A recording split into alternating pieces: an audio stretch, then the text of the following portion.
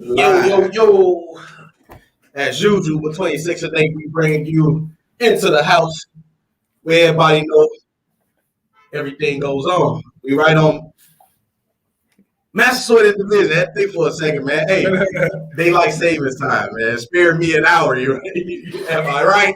Anyway, It's so called daylight savings time, not daylight displacement. man, not until I got in my car today was I was like, wait, what's going on? I thought I was checking my watch, my phone, my car was only taking an hour ahead. So I was like, okay, cool. I was able to get an hour last night. That's dope. There you go. So yeah, as we do from 6 to 8 all the time, we welcome you to Northwest Austin Council. And again, various ways to interact with us. We got the Facebook, the YouTube, the Zoom. So, jump in however you most feel comfortable with, and we just gonna take it from there. So looking forward to a good show. We want to continue from last week as we were talking about mental health. We have a huge stigma attached to the community. And people, typically don't want to talk about mental health. And so that's what we want to tackle. We want to get right into it and talk about some of those challenges that are unforeseen in the community because obviously you don't never know what's going on up in somebody's mental. But today we're going to talk about it, see if maybe we can offer somebody that might be going through something a little help, So, Yeah. welcome to Northwest Austin Council. So, Steve, what's going on, man? As you said, daylight saving time. It kind of got some people thrown off, but I think it's you're actually gaining hours. So knowing that you're gaining an hour, somebody should have been a benefactor of that. So Yeah. any of us. But today, we want to talk about mental health issues and we want to touch on climate change a little also. Tiny, he won't be able to come on until later, if anything. He was supposed to get the guy from what's it called? Brown. What's it called? The veterans, Jesse Brown. Okay. Mental health center. Okay, That's man. exactly Nice. supposed to have him come in. I bet. But they have an event tonight. They have actually a party or jazz blues event that's going on. And I talked to him earlier, but we can still touch base. I'm going to try to get Ella back in because she's very, Yeah, she's a clinician, right? Absolutely. Clinician. She can give us a little bit more on what's going on, So as I try to reach out to her, I will, as I'm doing now, I'm trying to reach out to her to see where she's at. Okay, here we go. One more time.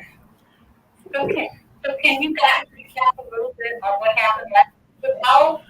Yeah, let's definitely do a recap. Let me see. There we go. Boom. Let me send that to her.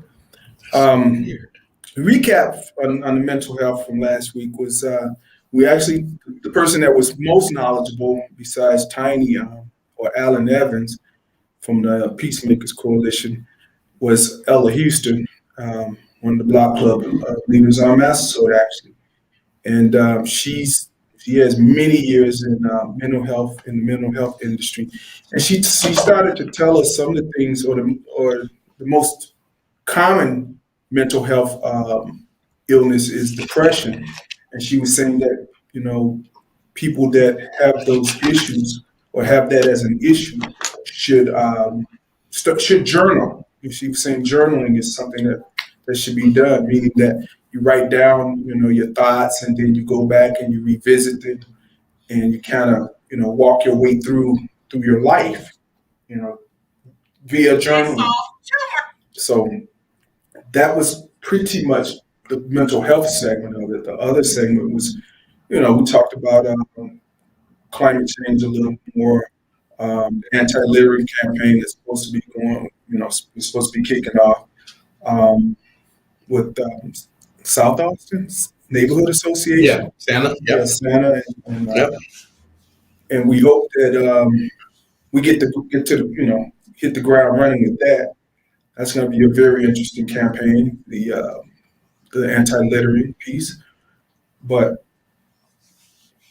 as we stand, we're trying to really talk a little bit about mental health. Hold on 1 second. Yeah, so one of the things, Diana wants to say something? You had something to say, Dan? Yeah, I have a question, guys. Sure. So, I remember hearing about how healthy it is to get out in nature. Mhm. I remember community here talking about an organization called the 120, where they get children out in nature for 120 minutes a week, and that really, really helps them, like heal and just play and be free and, let loose of all, it helps diminish the trauma. And I wonder if you guys had any idea of, everybody wants, take a ride out to the sports reserve. Is there any park, playgrounds, empty lots that have a lot of greenery so that people can enjoy that, if they can't get away from the city, if they can't take that ride, at least they can go someplace where it's real green. Yeah, forest preserve. That's the closest.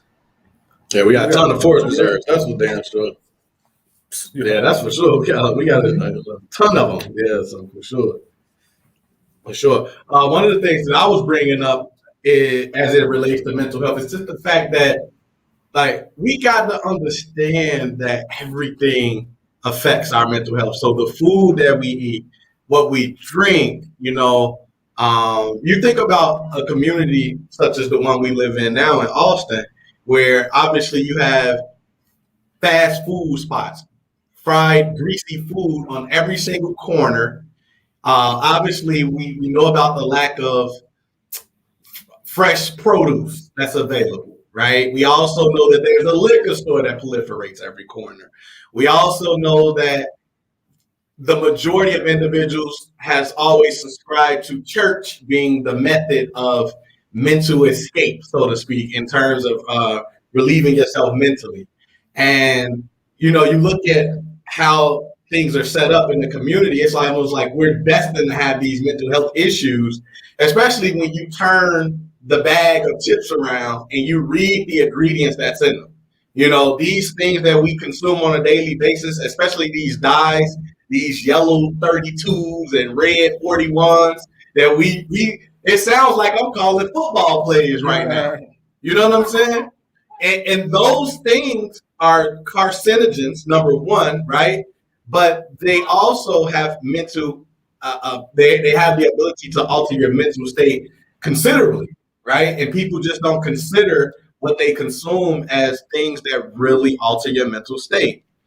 When I was teaching the police, I would go through a series of videos that was showing them how literally the food you eat alters your mental state. Did you know that you can eat, let's say, I want to say beef. I want to say it's beef. No disrespect to my beef eaters, but you could eat some beef and you could turn around and have an attitude an hour later, right? Because the food is affecting your mental state. So this is proven to be true. Say it again, Diana. Yeah, so when you got back that, I'm really interested in what you're saying, John. I have to, let me see if I can, while I'm talking, while you guys are talking, Go ahead. I'm gonna pull up the video and I can show the video right here on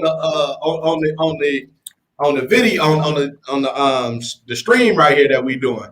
But yeah, absolutely, foods alter your mental makeup, and people got to realize that. So while it's like I tell my brother, because I'm in a space, well, we both in a space where we're trying to constantly lose weight, right? And we have this ebb and flow with our weight loss. And part of it is due to, just like anybody else, our mental state, right? We may go through depressive moments where we just want to eat to satiate our mental at the moment, and so I tell my brother, like, when it comes to trying to change your outlook, especially as it relates to eating, you got to change those situations. It's like drugs, right? Because the food that we eat are full of drugs, right? Sugar, for one, is the most toxic drug known to man that is pumping all of the foods that we eat. And you may not know this, but depression studies show that people that have higher levels of sugar in their blood are the people that are actually the most depressed. Wow. Yep. Yep. And I'm gonna find these videos because this is all facts. You know what I'm saying? But what I was telling my brother is when we try to change our body's composition, it doesn't help to be in the same environment that created the body. You know what I'm saying? Just like when they tell you if you're on drugs, you can't be around the same people, places, and things if you think you gonna try to help get yourself cleansed, right? It's the same thing with our environment and how we live. Most of us will go do the work of trying to ease our mentals, whether that's talking to somebody or possibly even changing our lifestyle and habits. But if we're still in the same environment, what good does that do? We haven't changed much around us except what we take in, but then that means it becomes that much more difficult to fend off the people that haven't changed. Right. So, mental health is a very serious thing, and it's very hard. It's very hard for us to overcome poor mental health, especially as it relates to what we consume on a daily basis. No, go ahead.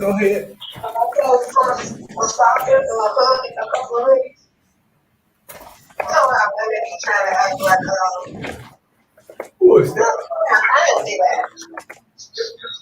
And got 10 kids. Who is that? Tracy.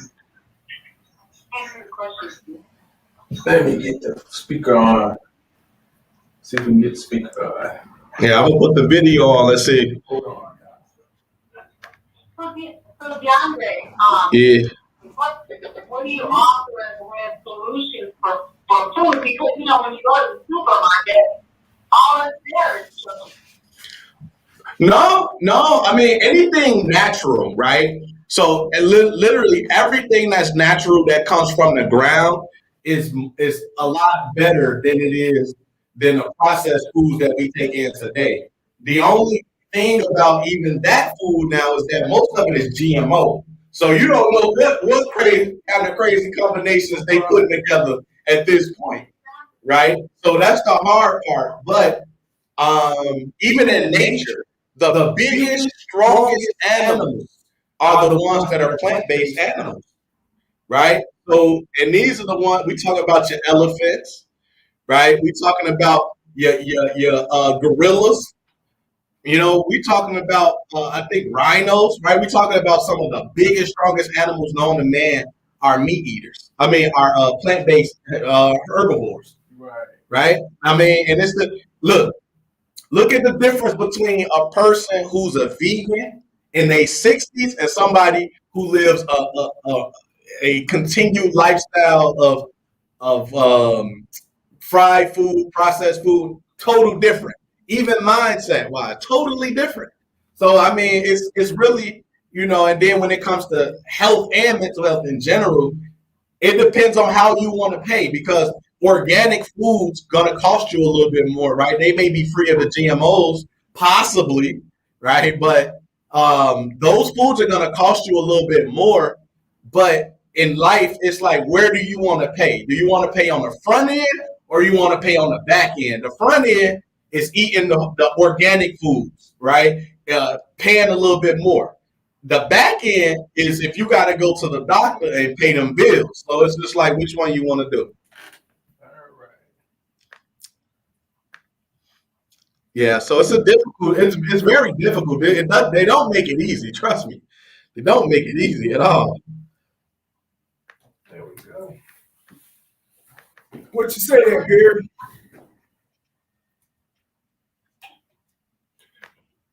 Hey guys, Oh shoot! Happy I'm Sunday. having a vegetarian supper. There you go. Yeah, there you go, Barry. Barry know what time it It is. affects all. Mental state is probably the healthiest state you could be in that transfers to the rest of your body. You can keep your mental state in a great position, I guess, that leads the body into a great position. But They don't even sell GMOs in other countries. They don't sell food that's Mhm. But each component They don't even sell as much sugar in the foods as they do here in the States. Here, so I'll play this video that tells you how the food that you eat affects your brain. They're on a rampage. I want to know why. All right, so here we go. Let's see. If you sucked all of the moisture out of your brain and broke it down to its constituent nutritional content, what would it You have to move the phone. go ahead. look like?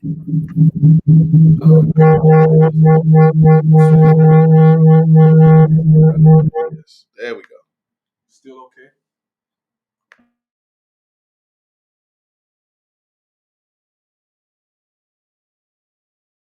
Most of the weight of your dehydrated brain would come from fats, also known as lipids.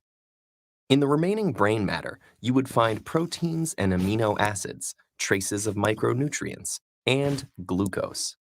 The brain is, of course, more than just the sum of its nutritional parts, but each component does have a distinct impact on functioning, development, mood, and energy. So that post-lunch apathy or late-night alertness you might be feeling, well, that could simply be the effects of food on your brain. Of the fats in your brain, the superstars are omegas 3 and 6. These essential fatty acids, which have been linked to preventing degenerative brain conditions, must come from our diets. So eating omega-rich foods like nuts, seeds, and fatty fish is crucial to the creation and maintenance of cell membranes. And while omegas are good fats for your brain, long-term consumption of other fats, like trans and saturated fats, may compromise brain health. Meanwhile, proteins and amino acids, the building block nutrients of growth and development, manipulate how we feel and behave. Amino acids contain the precursors to neurotransmitters, the chemical messengers that carry signals between neurons, affecting things like mood, sleep, attentiveness, and weight. They're one of the reasons we might feel calm after eating a large plate of pasta, or more alert after a protein-rich meal. The complex combinations of compounds in food can stimulate brain cells to release mood-altering norepinephrine, dopamine, and serotonin. But getting to your brain cells is tricky, and amino acids have to compete for limited access. A diet with a range of foods helps maintain a balanced combination of brain messengers and keeps your mood from getting skewed in one direction or the other. Like the other organs in our bodies, our brains also benefit from a steady supply of micronutrients. Antioxidants in fruits and vegetables strengthen the brain to fight off free radicals that destroy brain cells, enabling your brain to work well for a longer period of time. And without powerful micronutrients like the vitamins B6, B12, and folic acid, our brains would be susceptible to brain disease and mental decline. Trace amounts of the minerals iron, copper, zinc, and sodium are also fundamental to brain health and early cognitive development. In order for the brain to efficiently transform and synthesize these valuable nutrients, it needs fuel, and lots of it. While the human brain only makes up about 2% of our body weight, it uses up to 20% of our energy resources. Most of this energy comes from carbohydrates that our body digests into glucose or blood sugar. The frontal lobes are so sensitive to drops in glucose, in fact, that a change in mental function is one of the primary signals of nutrient deficiency. Assuming that we are getting glucose regularly, how does the specific type of carbohydrates we eat affect our brains? Carbs come in 3 forms: starch, sugar, and fiber. While on most nutrition labels, they are all lumped into one total carb count, the ratio of the sugar and fiber subgroups to the whole amount affect how the body and brain respond. A high glycemic food, like white bread, causes a rapid release of glucose into the blood, and then comes the dip. Blood sugar shoots down, and with it, our attention span and mood. On the other hand, Oats, grains, and legumes have slower glucose release, enabling a steadier level of attentiveness. For sustained brain power, opting for a varied diet of nutrient-rich foods is critical. When it comes to what you bite, chew, and swallow, your choices have a direct and long-lasting effect on the most powerful organ in your body.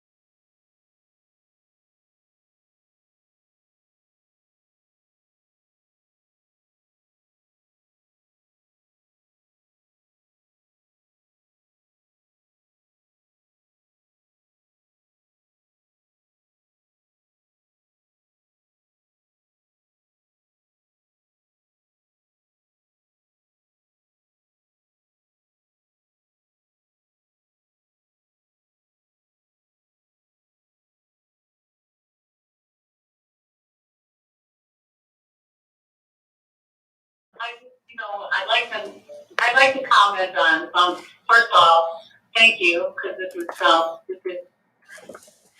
I've heard people talk about healthy eating, but that doesn't blow it off, you know?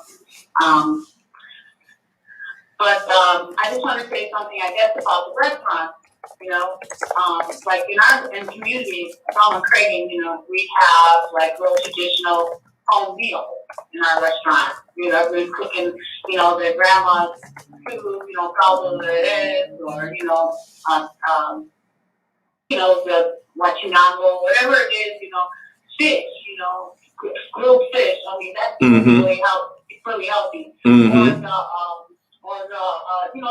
Any chicken soup or beef soup. My gosh, if you have Mexican style, it's freaking amazing.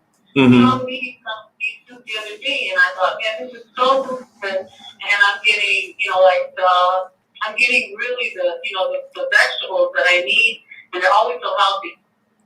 No kidding. If you have a cold and you buy your Mexican soup, your caldo de res, or olive oil, you're going to be feeling better really fast. Mm-hmm. But I was thinking, what is, because I know that they're getting these vegetables from, the Jewel and whatever, the same grocery store, But I thought, wouldn't it be great? I mean, imagine if they were making those homemade soups with, organic vegetables, that would really, really the impact that could have on your health.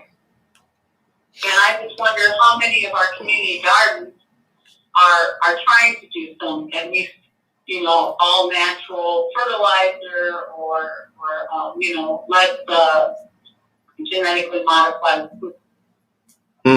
That's a good question. One of the things that I think has happened is that so there's this large corporation called Monsanto, and Monsanto produces the world's most seeds, right? I think the majority of the seeds that Monsanto produces are genetically modified. So I don't even know if we're gonna get. At this point, we here now. I don't think we going back to a space where we gonna get natural foods. I don't. Maybe some other countries are still doing it. But yeah, it's not happening. It's definitely not happening. Here in America, we allow, in the name of profit, we allow a lot. To be completely honest, I mean, in the name of profit is what it is. I don't know. I would be curious as if Europe, because Europe is a place that really is staunchly against, like genetically modified and it just modified foods in general, like sugars and things like that.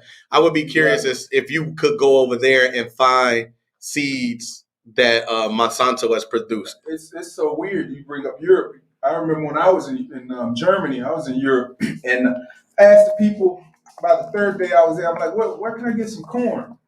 And they were like, we don't really have corn here. I'm like, well, what do you feed your livestock? They're like, we don't feed our cows or pigs or anything corn, because corn is a very sugary, starchy food, I guess. Uh-huh. And it increases growth rapidly.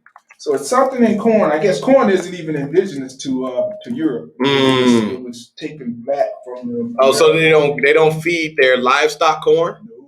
No. I mean, I could tell. I mean, just in the meat. What was that? There's no pure corn that was 200 years ago. That all corn has been contaminated. Right. Yeah. They were. Well, a lot of the foods don't look like they used to look 200 years ago. Yeah, I saw some pictures of what like watermelon and corn and a lot of other fruits and vegetables looked like back in the day, and they were totally different than they look today. And that could be an evolution thing too, though. Or it could just be the fact that we changed it to fit how we wanted it to look. I'm sure a lot of the animals that are alive now don't look the same that they did 100, 200 years ago. Yeah. Definitely. Check out photographs from the 1950s, 1960s in Chicago or wherever, and look at the people. Oh, yeah. Oh, they were smaller. They were smaller, but they were trim. Right. Trim? You said trim? Yeah. Trim, yeah. Yeah. That's kind of true. There were hardly any overweight people. Oh yeah, right. Yeah, absolutely. You're right about that. I remember in grade school, there was probably only one big kid in a class, if that. Now you see a lot of big kids, and they could be in the same classroom. Yeah, that's a fact. But it has a lot to do with the foods, no doubt. I mean, DeAndre said big pharma. Well, what about big pharma? Instead of pharmaceuticals, the meat industry. I mean, we kind of straying away a little bit, but we're kind of going into what the other topic is, which is climate change. And I don't know if you guys remember from last week. Alan Evans, Tiny, he spoke of climate change, and he was saying the biggest problem with climate change is the methane gas that's put off by the cows. The cows, yeah. And I'm thinking, wow, that's a lot of cows, but Yeah. there are a lot of cows because people eat a lot of beef. Yeah. The steak is as popular as it's ever been. Right, supply and demand. For real. More people want it, demand it. More people, they start to supply it even more. So it's one of those things that just keeps growing and growing, exponentially until we try to control it. Have you seen their answer to that? What's that? They're growing tissue now in labs. They're growing meat tissue. Meat tissues? Yeah. So they take the DNA, they take certain cells from the animal, and they put it in a petri dish and like of all the nutrients that an animal will need to grow. And the tissue starts to grow. Never grows an animal, but it just grows meat. Right. So you're gonna be basically you're gonna have a chicken with 10 wings on it, no eyes, no legs, just breasts and wings, 10 wings. She said they actually just grow the meat. Right. Nah. So this makes me think I was watching the Cat Williams special the other day, and he was talking about the fact he said they sit here and play in our face and just straight lie to us. He said, so you telling me there's a shortage of chicken wings? He said, he's like, there's a shortage. He was like, and you got to think, he was like, there's only 2 chicken wings per chicken. Right. He's like, so where all the breasts, where all the thighs, where all the rest of the chicken at? How you telling me there's just a shortage on just the wings? So yeah, it's man, it's crazy. It's shortage of the whole chicken, right? Yeah. In the whole industry. Yeah. So it's like you said, weird. Genetically modified chicken. But again, mental health, when we think about it and speak of it, it encompasses a lot of things. Again, what you eat obviously affects how you think and how you feel and how you act. But I think one of the bigger things is trauma. If you look at trauma, especially in the city of Chicago, there's been a lot of trauma, amongst people. That affects the mental state of many individuals. Oh yeah, of everybody. I think right now, as a city, we're all under a mental health crisis as people that live in the city. Yeah. With the amount of trauma that goes on, I hear people so often say, "Oh, I don't watch the news. I don't want to watch the news." Yeah. I turn the TV. Watch the news. And I get it. It affects their mental state, their mental being. The news is terrible though, because all they want to do is show the negative because they created a 24-hour news cycle. So they have to fill it up with something. So everything in the world the world isn't all positive, but the unfortunate is that they supply us with all the negative. It's just like, damn, as soon as you turn the news on, you get smacked with all the, then they'll sandwich. They do a negativity sandwich. They put all the bad stuff up front. In the middle, you get the good stuff, and then you end with the bad stuff. It's like, damn. Man, come on, man. Garbage in, garbage out. But again, I think mental stability, mental health. How do you make yourself feel better? I know for me, music, moving around, dancing, act. That makes my body, makes my mind feel a lot better. Than if I'm in a slump or whatever. Oh yeah. You got to do. So one of the things that I like doing, especially when I'm down, I like to cook. Right, like you got to go back to these things. And again, when I was teaching the officers, I would always tell them, go and do the things you did before you became an officer. Right, like I understand that you've taken an oath to protect people, but this is a job, my guy. So if you were playing the guitar before you were an officer, go play the guitar. If you were drawing, go draw. Like go back to that space that you were in before you became an officer. And that's for anybody though. So I always like to go back to some of these things that I like to do that are passionate or passion projects for me. Like I love to cook.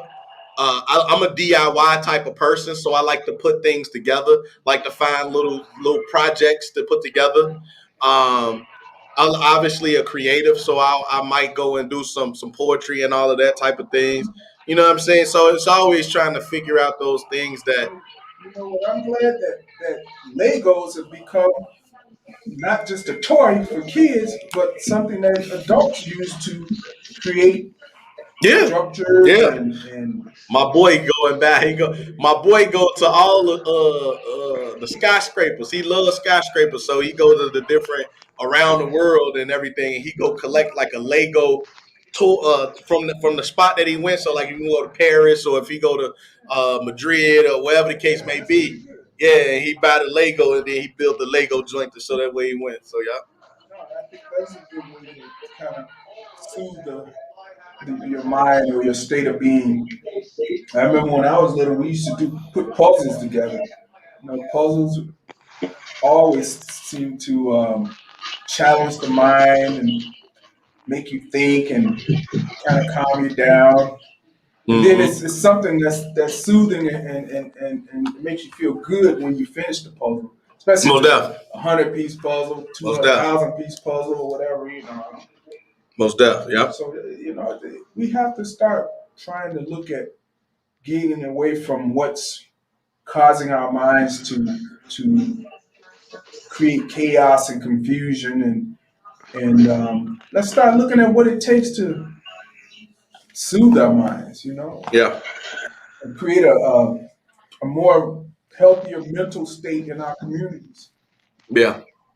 I mean, first of all, I always say the community ain't healed unless you communicate. That's the biggest part of the word community. You know, start to communicate people, Um. talking to them. One of the things about people is that the stress is obviously one of the things that adversely affects mental health, and we have a lot of stressors in the community as well.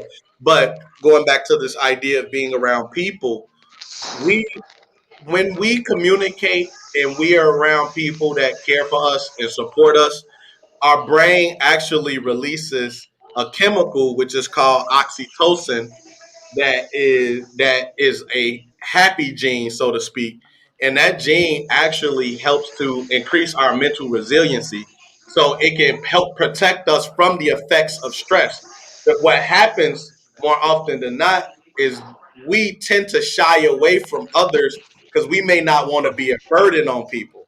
So we are going through something, right? And usually, again, it's copious amounts of stress that puts us in these situations that causes us to break.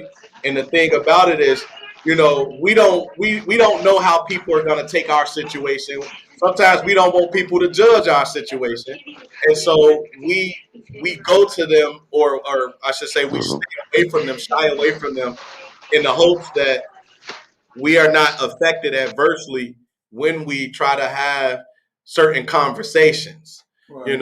and that in itself is making our situations worse because when we are around people, hell, even something as simple as getting a hug from another person releases oxytocin, which again is a feel good hormone that increases your mental health resiliency, which can keep you from the adverse effects of feeling stressed, depression, and some of the other things that are adverse mental health conditions. But we just don't understand that. And we're about to go another thing, serotonin.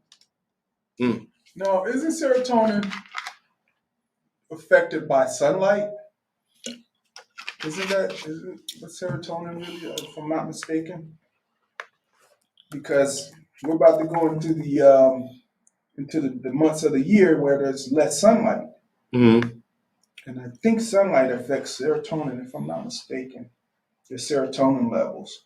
But you need that. I remember it took me a while, man. It took me probably 23 years of my life to figure out sunlight affected my state of mind until I think I was like 23. And I would notice when wintertime would come around, I Mhm. didn't act the way I did in my previous 22 years or whatever. Mm-hmm. And then I started watching it, and then I asked someone, they were like, "Yeah, your whole mental state is based on sunlight. You need vitamin C. What is it? C? What is it from the sun?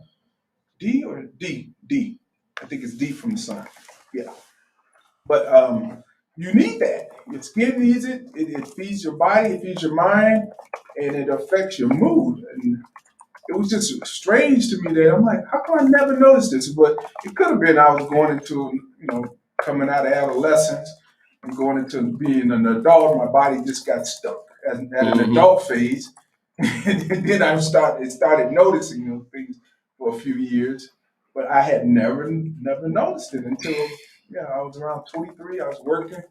And I remember getting off at like 5 o'clock, and it was dark. Mm-hmm. And I always felt like, oh man, this is all, I felt run down at the end of the day when especially during daylight savings time when it went as it is now. Where we got more sunlight and more. And then that was the thing. I was sitting at a desk all day. I didn't go out.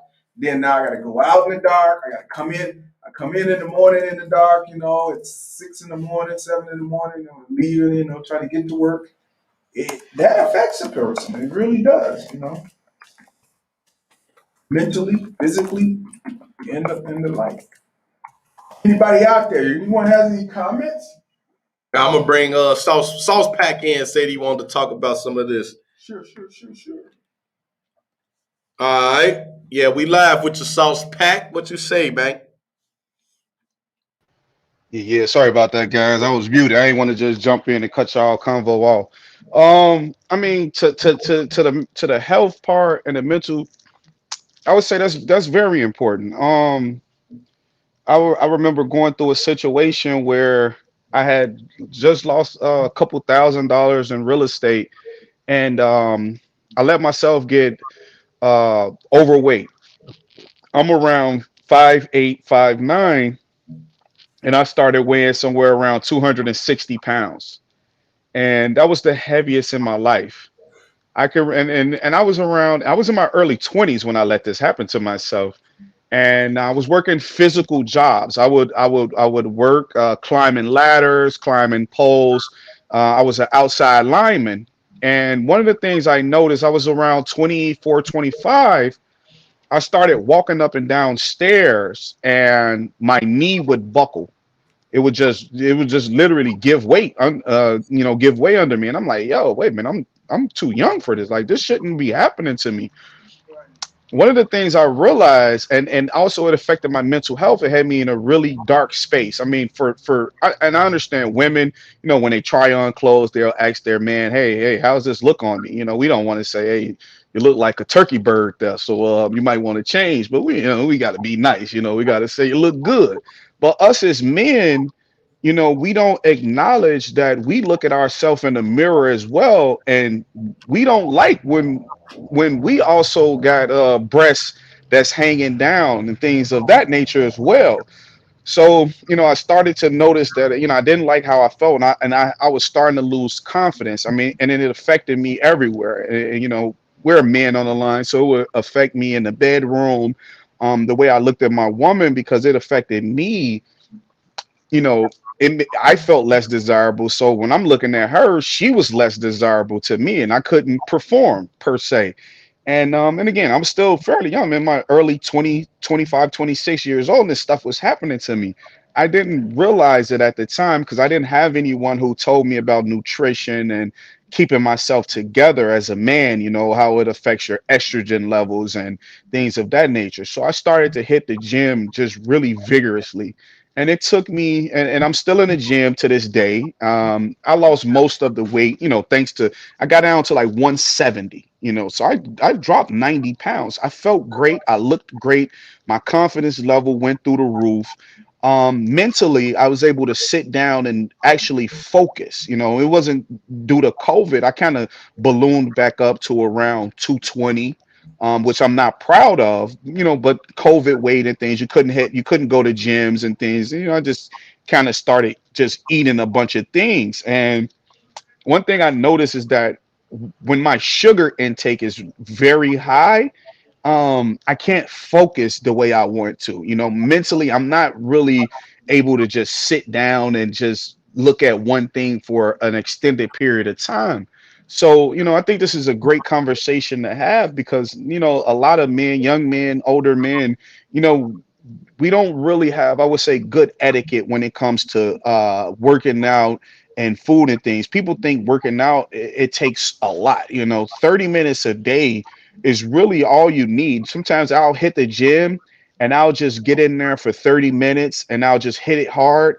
And that's all I need. And it puts me in a better space. If I'm angry about something, before I would probably go grab the quickest meal, go to Dunkin' Donuts and grab me 2 donuts, and obviously it'll make you feel better right then and there because you're eating something sweet, or I would go grab some candy or something. But now, if I'm not feeling well or feeling inadequate, if you will, I'll just go to the gym, might hit the treadmill 30 minutes and just walk on there, and it allows me to clear my head, clear my thinking, prepare myself mentally. And I think that's very important. And again, when it comes to the food, yeah, I don't know if there's much we can do in terms of GMO because everything is probably GMO that we eat at this time. But we can add more greenery to our diets. I've put myself on a diet for the past 4 weeks. And when I'm dieting, I diet really well. I'll eat the same meal over and over every day, same breakfast, same lunch, same dinner. It's very hard to do. Most people can't do that. And so I pride myself on being able to do those things. And what I've noticed is, I've added more salmon in my diet. I've added more greenery like spinach in my diet. I've added asparagus and things like that. And lately, my focus level has actually been through the roof because I've been adding more of those healthy meals in my day to day as opposed to swapping it out for sugar based things. I would drink a lot of pop, a lot of soda. I haven't been doing that as much. And I've been feeling really, really good. And obviously, when you look in the mirror, what they say, if you feel good, you look good, you feel good, as the saying goes. So, yeah, I agree 100% with you guys, and I just hate that some of us as black men, we don't take that serious enough. We don't take actually working out serious enough. We don't take, maybe instead of me driving to the store, maybe taking a 15-minute walk. I live maybe 30, 40 minutes away from my local Walmart.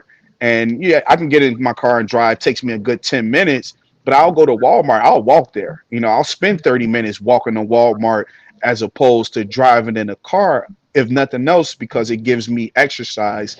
And while I'm walking, I can sit back and I can think to myself and create a plan for my life. Yeah, yeah. That's some good information, Softback, because it lends to. I used to see a lot of people just running at the lakefront, and that's been going on ever since I was a kid. And I was like, man, people really love running, but the reality is they're working on their physicality.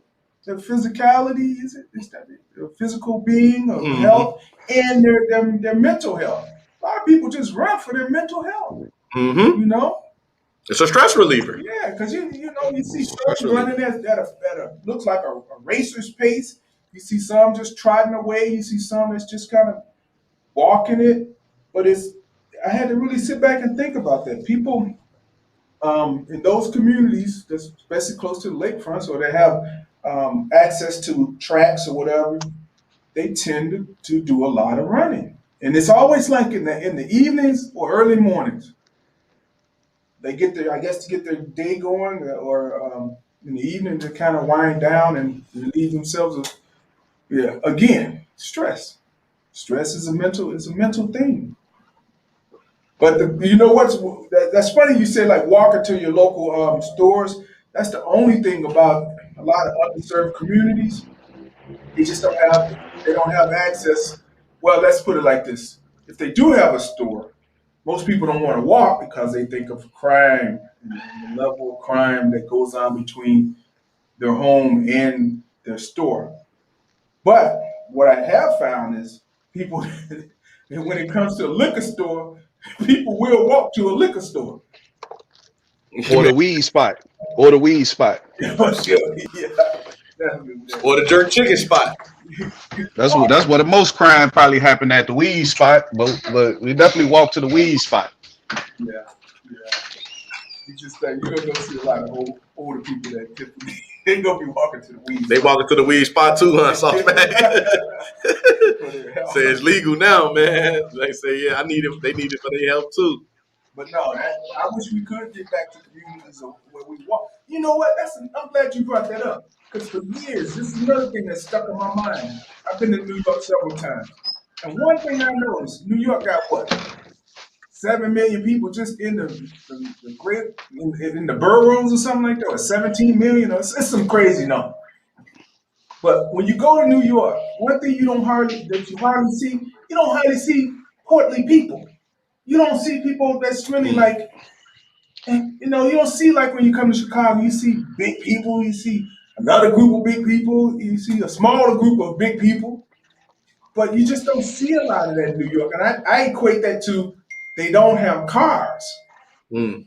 And the reason they don't have cars in New York, because it's very expensive to own a car with the plates and the stickers and the parking you have to pay for, because they're limited on room, and people just tend to take transit. Everybody in New York, I would say, I take the train. Mm-hmm. So you got to walk to the train. The train doesn't come to every neighborhood, close to your apartments or condo. And them people got to be small, man. Like they say, that's a city that never sleeps for real. They always on the go. They got to be active. They say, look, if you want to go over there, you really want to make it, you go to New York. You can make it happen. But you got to keep up, though. So you can't be fat. You got to keep up. Hey, Barry, the resident New Yorker. So what's it like, Barry? What's up? Barry Corn. Yeah, hey guys. Well, it's been a long time since I've lived in New York, and it's very intense. A lot of stress because it takes so long to get between work and home. Mm-hmm. And so time, enormous time pressures, which is a negative thing. But whatever range of people you see in Chicago, it's much wider in New York. Mm-hmm. And there isn't a segregation. There's nothing like the segregation in Chicago that's in New York. Yeah, of course, yeah. Well, I think Chicago is still very much so unique in that obviously we've got 77 different communities. Like I said, I never found a problem with the segregation here. To be totally honest, I think it's a dope thing that you could go to different parts because let's not get it confused. There are several parts of this city where you could go where it's commingling, but there are also a lot of parts of this of Chicago where if I want to go to authentic Chinatown, I could go over there. I can go authentic to Little Village and go see Little Mexico over there. I can go to Ukrainian Village and go get a taste over there. I could go, you know what I'm saying? I love the fact that you could go to different spots and be like, yeah, this is a whole little culture right here. I think what Barry's saying is, but as long as it ain't racist, though, long as I'm not facing against racism, I could take segregation.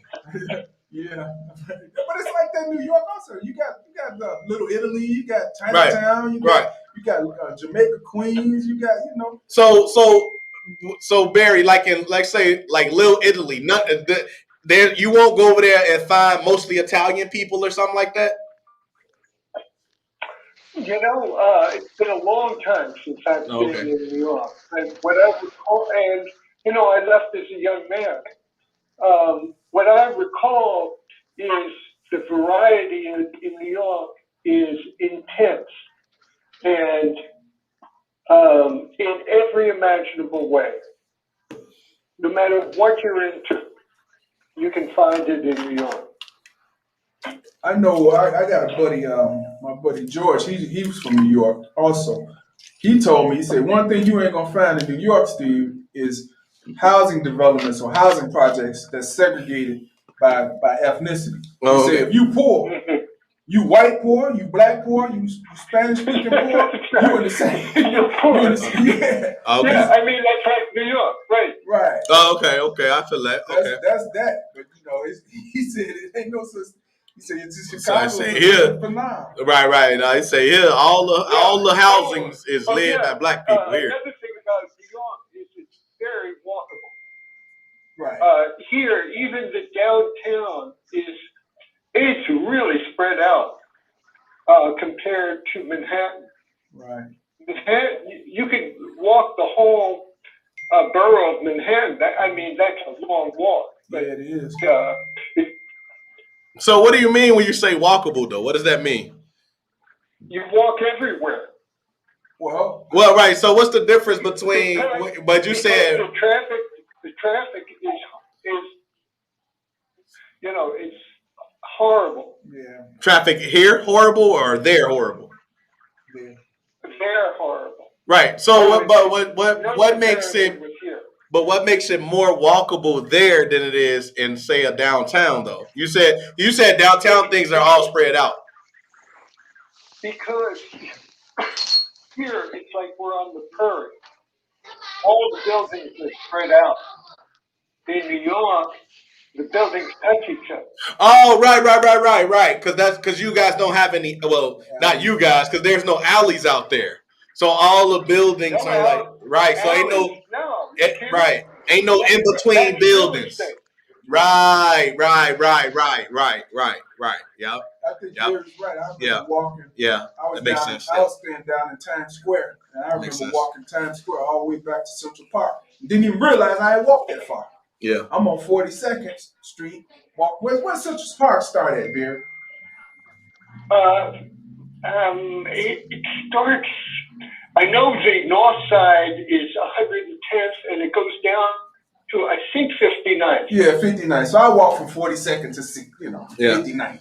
What's the different boroughs again? I'm trying to remember which one I stayed in because I remember taking the train. Queens, the Bronx, Brooklyn, Staten Island, Long Island, Manhattan. No, Manhattan, Long Island is outside the city. So I think I stayed in. I was either in the Bronx or I was in Brooklyn. I can't remember which one. I just remember taking the train. What's Long Island then? Long Island is outside of Queens. Oh. It's beyond. In other words, the border for the city of Chicago. Beyond that is Long Island, or on the other side of the Hudson River is New Jersey. Oh, okay, right. So I always thought Long Island was part of the greater New York area.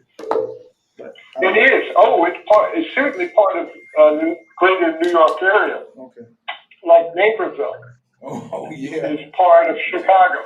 Yeah. Naperville ain't part of Chicago. Well, when you say greater Chicagoland. But right, when you say Chicagoland, right. Yeah, that's what it is. Right, I get what you said. No, I got cousins living in Long Island, but when you look at it, Long Island is long. It's huge. It's a big plot of land, and it's pretty dense, isn't it? All of New York is dense. Yeah, it is. Dense? No. Yeah. No. It's suburban. Oh, but I'm saying, is it suburban? Long Island is more like Chicago.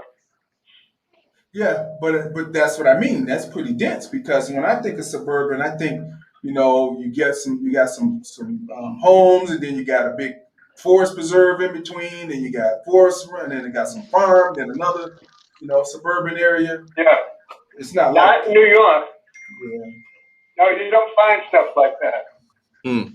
But do you not agree that it is a lot more healthier city because people walk? Oh, that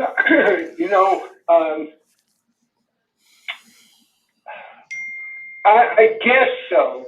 But the big downside in New York is the stress level. It's very intense. Yeah, it is. It used to be, so I don't, and that's healthier. It's healthier in Chicago because of the stress, but not on the West Side because of the trauma. Right. Well, we try to change all of that. We want to make sure that people are happier and loving and living in a caring place. That's the idea. One thing somebody did say to me, they've been watching the shows. It's like, oh man, you guys talking about some happy subjects, and people want to hear that. People want to talk about good and happy things. It's good to know the reality, but hey, why can't we make why can't we make reality happy? Somebody was saying something. Arnold was saying something. Oh, Arnold, what's happening, Arnold? What you say? Hey, everybody, how y'all doing? Okay. What's up, Arnold? Arnold. All right. Yeah, I just tuned in. That wasn't me. Oh, okay. All I right. just got in. I'm sorry you weren't on earlier because we were talking about environmental stuff. Oh, okay. Mm-hmm. Yeah. And we were talking about, health and the connection between the two. Yeah. So I want, you know what, Arnold, because obviously you guys have a garden and things like that. And so one of the things came up is about like GMOs and the seeds and things like that. So where does the seeds that you plant, where are they coming from? Just out of curiosity. Environmental. Yeah. And then like what kind of soil and things do you all use? Because I think because we were talking, I mean, obviously we were talking about mental health, and then we talked about how food plays such a huge role into mental health. And one of the things about our community that we lack, like even if we have vegetables or fruits, more often than not, they may be genetically modified in some way, whatever that means, whatever that means to the person eating it. But still, there may be people who wants to go for more organic based products, right? And so we couldn't answer the question, but since you're on now, it gives us an opportunity to talk to you all about the gardening that you do produce. So like the soil or the seeds and things like that, and where they coming from. Maybe you could define the term organic. Yeah, is it organic or not? Right. Well, first of all, the soil you're mentioning, we have got some through Commissioner Barbara McGowan and the Metropolitan Water Reclamation District, which, the sledge and it's recycled. Those recyclables there, we put it down in our garden.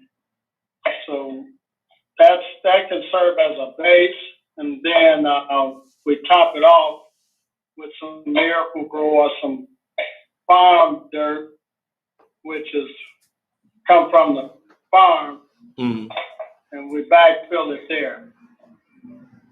And, do you know whether the food you produce is organic or not? No. It's not organic.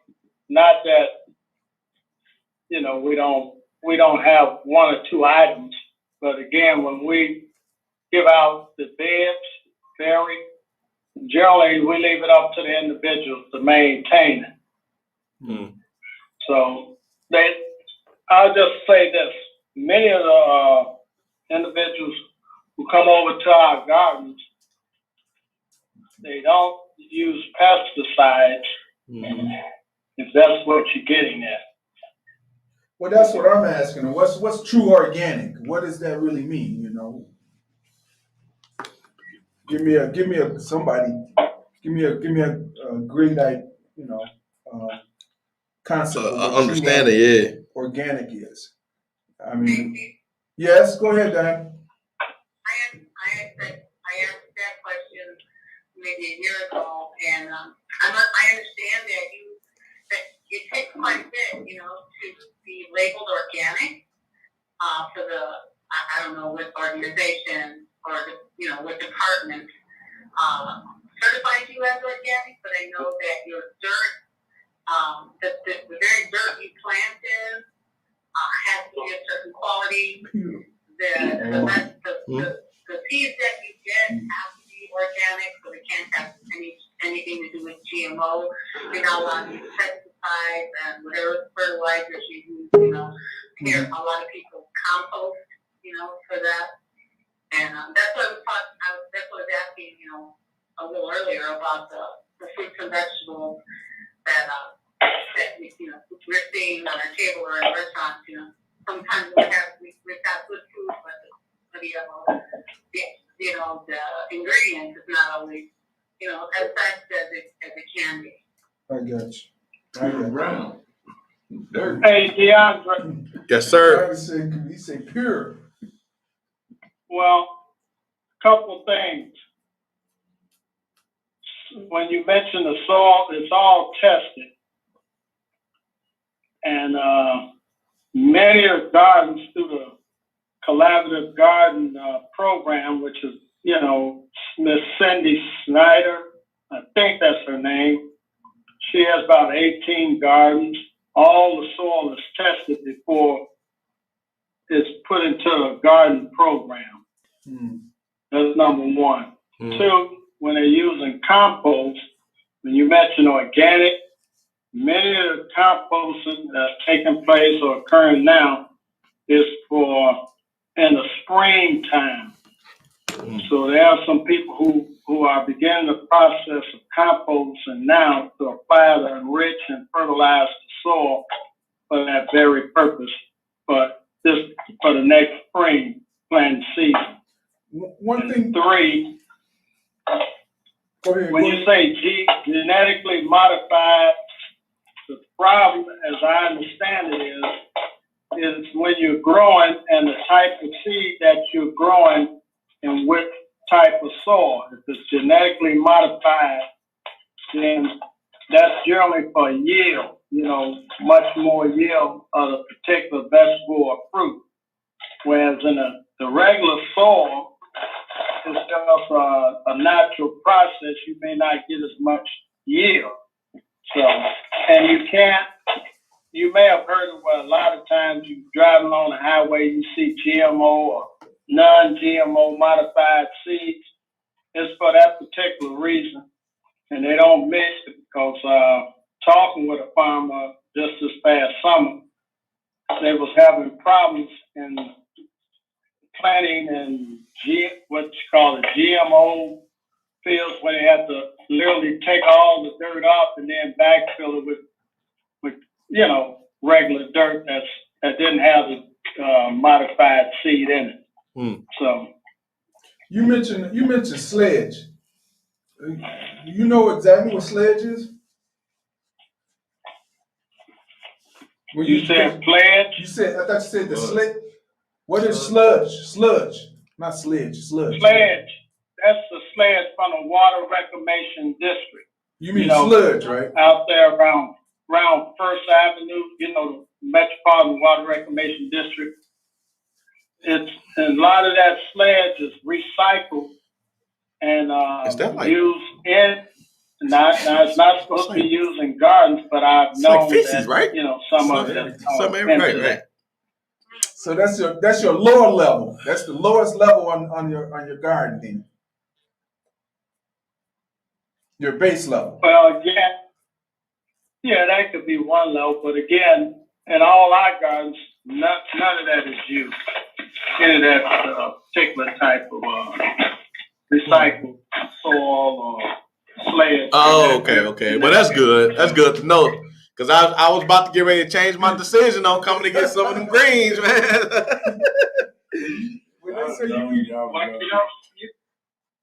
Bottled water, that purified water, I understand that's where it comes from. Yeah, I know. Oh, wow. Yeah, they just should call themselves putting it through a diffuser in a how you call it, purifier so many times, right, to try to get it distilled. That's why I got me a purifier at home as well.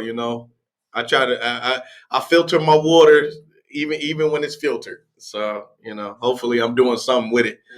I like. If I had known y'all was going to be talking to these farmers, I'd have probably went on somewhere else. I just left my house. Oh, yeah? Earlier this afternoon. Planting stuff out there in the yard, putting flowers and stuff down. Oh yeah. And before I saw him, I ran into Don Patterson and got a farm down here on Chicago Avenue. Oh yeah, right. In the 3800 block, Oh, Urban Transformation Network. And he was just telling me about a proposal he had just put into the U.S. Department of Agriculture, trying to get a grant and he's teaching kids how to plant and grow fish and the whole shot. That's what we need, man. Sustainability. So there's a lot of farm, and then as a group, they've been honored. They just honoring Velda Bruner and MacArthur. And of course, that stuff MacArthur and them cook down there. I don't know where they get it from. Whether it's pure or whatever. Nah, it don't taste the same. It's different. It tastes good. Nah, it's different though. It's different though. I can't. Good. Listen, it's still good, but it's different though, man. It used to be that deal back in the day. What did Velda and MacArthur? What did they get an award for? Doing what they do. Velda is a hell of a community person, so I'm sure that's what that was about. Velda been doing what she does since she was a teenager. Mm-hmm. Velda was in an NYC program we had when she was a kid. Wow. With the West Side Association for Community Action. Mm-hmm. Yeah. Wow. So Congressman, the topic of the day, we really kind of hashing back on the mental health. I was joking anyway. No. Yeah, no worries. That's all good. I want to know, you know what? So I just saw you guys had scored a huge victory, 1.75 trillion. Obviously shorter than what was expected out of the 3.5. Well, there's so much strategy that goes on, and so much strategic maneuvering in terms of trying to get certain kind of decisions made. Mm-hmm. And so it's kind of hard to say what was really expected. Mm-hmm. I'm saying it's kind of like when individuals are putting together a budget and they're not in agreement on what the budget is going to actually be, of what they think they can actually get. Sometimes you will throw out much more than you actually expect. So you say it's like negotiating your salary. Hey man, I need 120. Knowing they ain't gonna give you nothing but 90, but hey, we might meet at 100. You know what I'm saying? 120, 130. I feel you. Sometimes you kind of do that. But the infrastructure bill that we have just passed, 1 o'clock in the morning, we started voting Friday morning at 8 o'clock, at 8:10. That's crazy. And we finally stopped today voting. This morning at 1 o'clock, you said? We stopped voting at 1 o'clock that night. Oh, that night, Saturday. So Saturday morning. We started voting at 8 o'clock that morning. Damn. And stopped voting. Wow. At 19 night. hours? Yeah, well, it took all that time and took all the action and took everything that was going on in order to make it happen. Yeah. And to make it take place. So the voting finally got done. Right. We do have an infrastructure bill passed.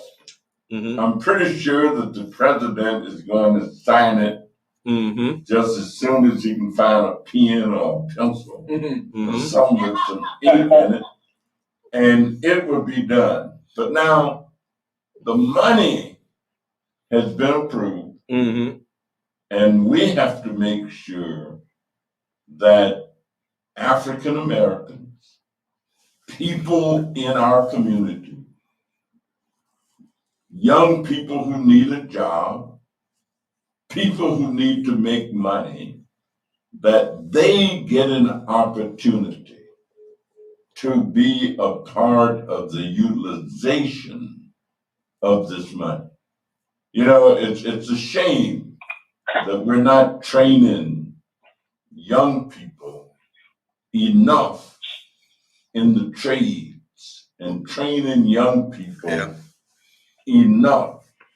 We ought to be turning more young people out of the Chicago public schools with vocational training so they can do this work. I mean, make them some money as opposed to standing out on the street, beating drums, trying to get somebody to give them I'm gonna give you some money. So what a shortcoming exists is what is the lack that we have, right? I'm gonna give you a great example. My nephew is about to go to high school. He got a choice between which high schools he want to go to. They only give him 3 options. Now he knows he loves math, right? So one of the things he's talking about wanting to do if basketball don't work for him is become a mathematician. You know, that leads me to think like you only get a certain amount of schools to select. Why don't we have just one school that's focused only on trades? Like this is going to be the school where the electricians at, the plumbers at, the carpenters, whatever, the chefs, whatever it is just nothing but trades. We used to have that.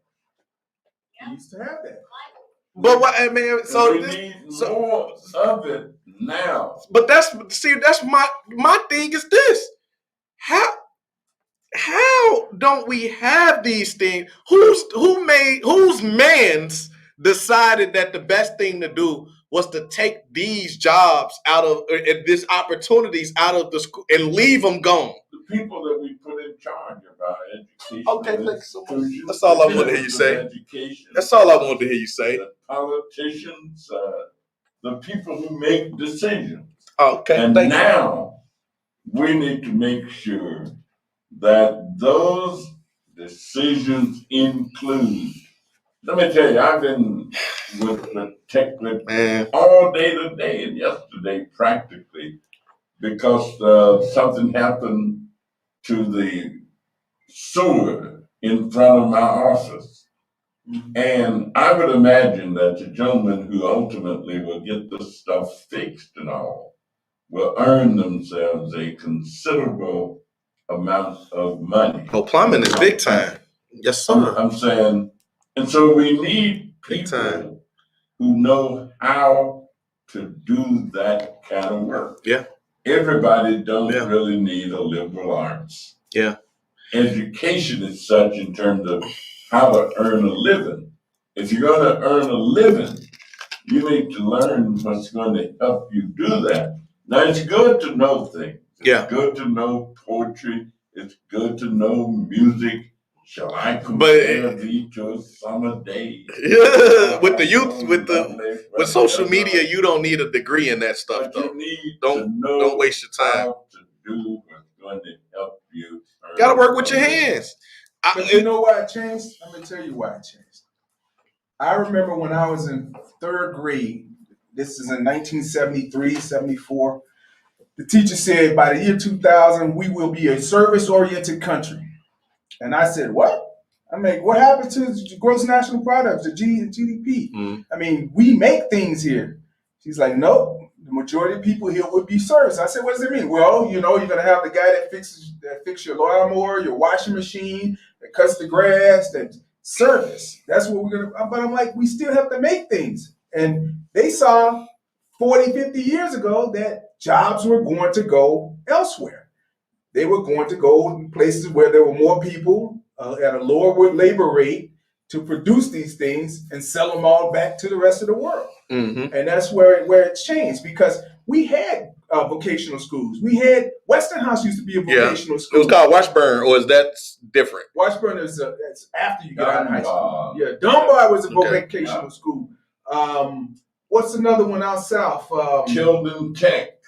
You've had CVS, Chicago. Yeah, CVS. Yeah, Chicago Vocational. Lane was a big vocational. Crane was Crane. also. Yeah, Crane. We had several vocational schools on the west side, north side, and south side. So my question is, do we still have technical schools available in predominantly white communities, not in Chicago, but in the state of Illinois? We do. I mean, but what we don't have, I don't think, is enough integration of the vocational training that we need to have so that more individuals. So we have an imbalance of trade with other countries. Absolutely. Much of the stuff that Absolutely. we see comes from another China, different countries. China, Taiwan, Korea. Yeah, especially China. Come from the East. Yep, and absolutely. So forth. We need to be able to make it here. Yep. And make good old made in America. That stamp used to mean something. No doubt about it. It's going to change because now we're going into the new age of technology, which encompasses batteries and electric vehicles and reusable and renewable energy sources. And we need to have people getting ready to go into those businesses right now. People need to be putting together charging stations. Yeah, I like that. You said that last week. I like that. I like that. You're right. If you got a piece of land. Oh, yeah. Put you one right out there on the curb. Yeah. Put you one out there. A charging station. Yeah. And some of these people who have property that they don't know what to do with, do a partnership. It's $1 million worth of game for free 99 right now. How we do it. For real. Yeah. Yeah, you're right about that. You're right about that. So, you know, speaking of technologies and Tesla, I was just checking out today. Tesla is inventing a robot that literally has 10 fingers, no toes, but, you know, resembles a person. But he's able to see and respond just like, you know, their vehicles have like multiple cameras for this autonomous driving. Yep. They're going to have these robots with these multiple sensors that could sense thousands of bits of information in a matter of a second and translate it into a yes or a no. They got robots doing heart surgery. They have robots. Yeah, but this I saw robots at least 10, 15 years ago in Germany making jewelry.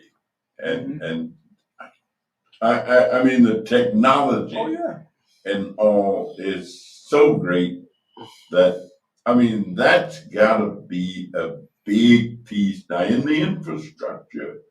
Money. There's money in there for technology. Yeah. That's what I wanted to get at.